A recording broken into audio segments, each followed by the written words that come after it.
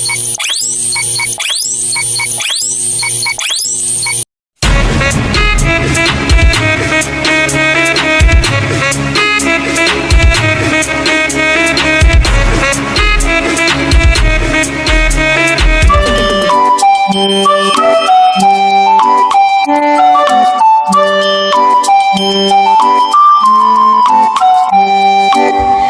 day, grade 8 math learners!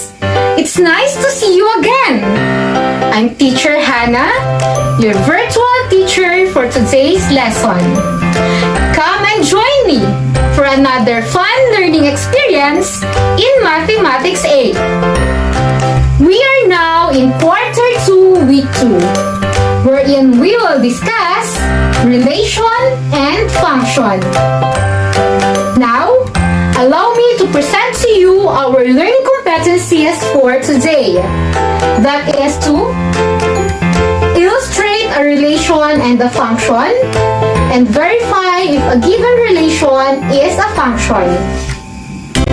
And just a few reminders before we start. Make sure that you have with you your self-learning modules and a pen and paper.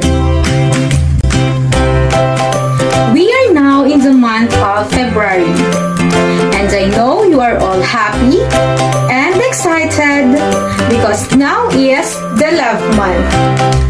But the question is, are you in a relationship? Of course you are!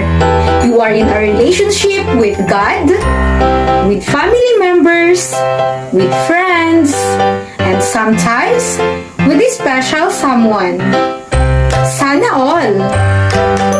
But do you know other relations aside from what I stated?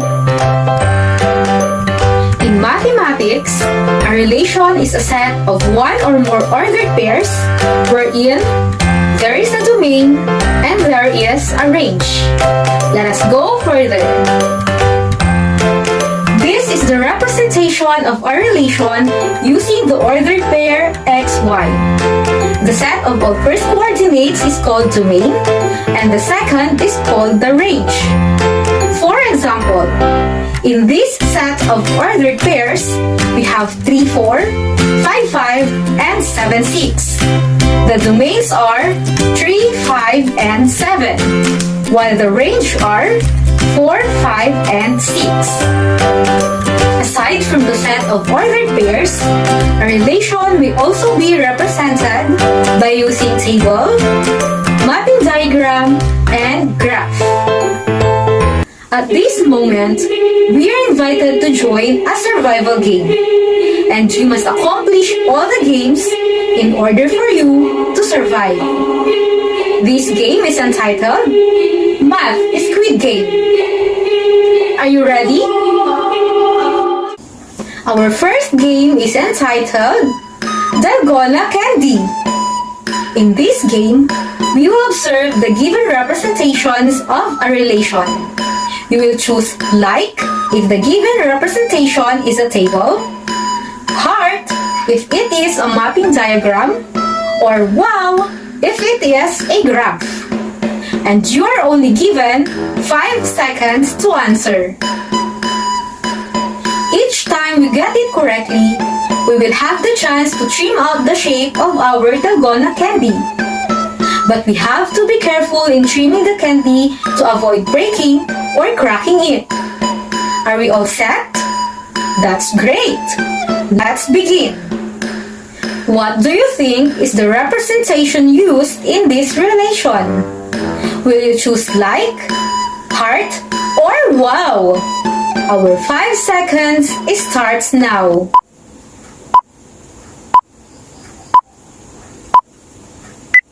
If your answer is like, you are excellent. This one is a representation of relation using a table, and it can be represented vertically or horizontally.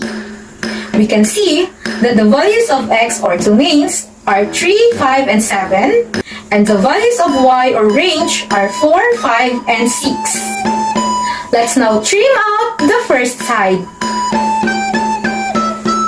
Let us now have the next representation.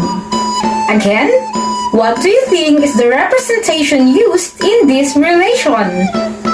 Will you choose like, heart, or wow? Our 5 seconds begin.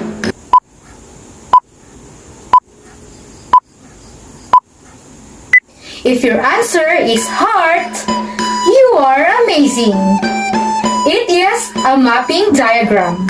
And in this diagram, 3 and 4 are paired, 5 and 5, and 7 and 6. We can now trim out the second side. Great! Last one representation, and we will survive our first game. So what do you think is the representation used in this relation? Will you choose like, heart, or wow? 5 seconds begins.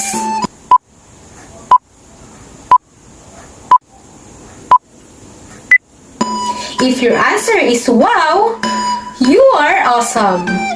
It is a graph. The points in the graph are located at 3, 4, 5, 5, and 7, 6. Oops! Be careful in trimming out the last side. Well, you did great, math learners. You survived our first game. Now, take note of this. All functions are relations, but not all relations are function. So what then is a function? A function is a special type of relation. It is a relation in which every element in the domain is mapped to exactly one element in the range. Let us proceed to our second game, which is entitled Green Light, Red Light.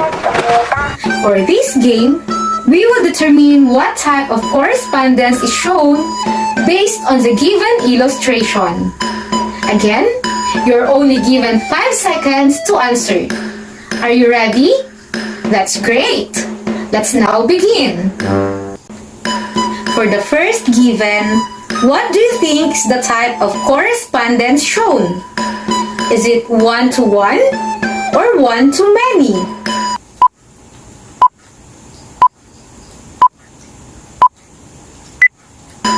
If your answer is one-to-one, you are correct. This is an example of one-to-one correspondence. The first diagram has an element of the students Mary, John, and Kim. And the ID number of Mary is 001. John has the ID number of 025, while Kim has an ID number of 154. Each student has a unique ID number. Therefore, one-to-one correspondence is a function. Let's have the second given. What do you think is that type of correspondence? Is it one-to-many or many-to-one?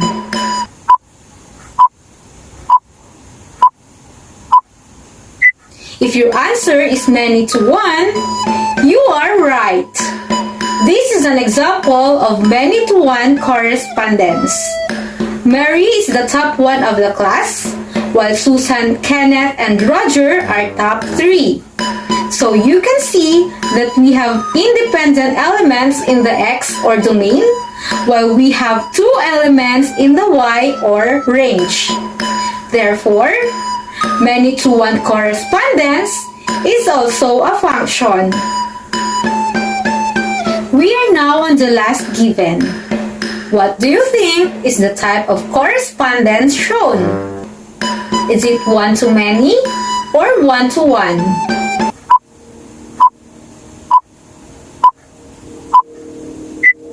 If your answer is one-to-many, you are brilliant. This is an example of one-to-many correspondence. Mrs. Johnson is the X or domain, and the students are Y's or the range.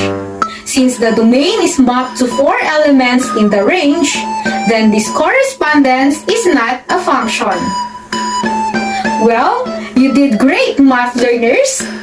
You survived the second game. And from our game, we can say that a set is a function if no distinct ordered pair have equal abscissas. It means if the ordered pairs have the same x or domain, then it is not a function. Let us have an example. For this set of ordered pairs, we have 1, 1, 2, 3, 1, 5, and 4, 7. You can notice that the domain or x in the first and third ordered pairs are equal or the same, which is 1. Therefore, this set is not a function. Another example. We have the set of ordered pairs 1, 5, 2, 5, 3, 4, and 4, 5. Since there's no distinct ordered pairs that have equal or the same domain, then this is a function. What about this example? Is it a function or not? Since there are elements that are the same in the x or domain, which is -1, therefore, this is not a function. Just remember, a relation is a set of one or more ordered pairs wherein there is a domain and there is a range. It can also be represented using a table, mapping diagram, and graph. A function is a special type of relation in which every element in the domain is mapped to exactly one element in the range. One-to-one and many-to-one correspondence are functions, while one-to-many correspondence is merely a relation. I think you are now ready for the final game entitled Glass Stepping Stones.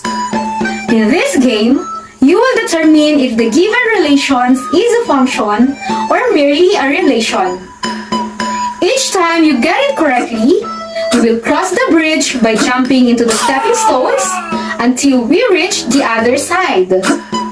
Are you now ready for our last game? Great! Let's start! First, we have the ordered pairs 1, 1, 2, 2, and 2, 3. Is this a function or a mere relation?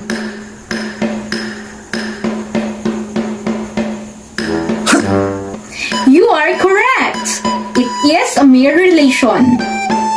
Next are the ordered pairs 3, 1, 2, 5, and 6, 4. Is this a function or a mere relation?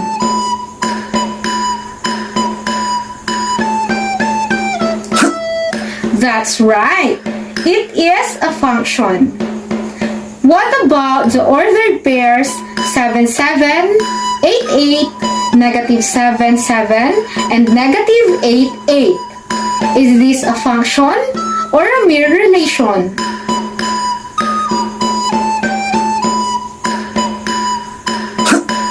Very good! It is a function. What about this table? Is it a function or a mere relation?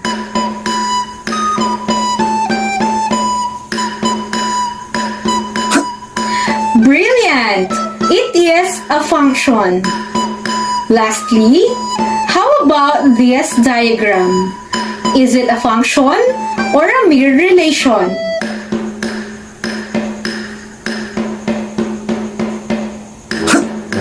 Excellent! It is a mere relation. Congratulations! You did great, math learners! You were able to finish all the games and survive it. I'm sure you now mastered our lesson about relation and function. And before we end, I want you to always remember this. A relationship with God is the most important relationship you can have. So, embrace it every day. And that's all for now, math learners. See you next time!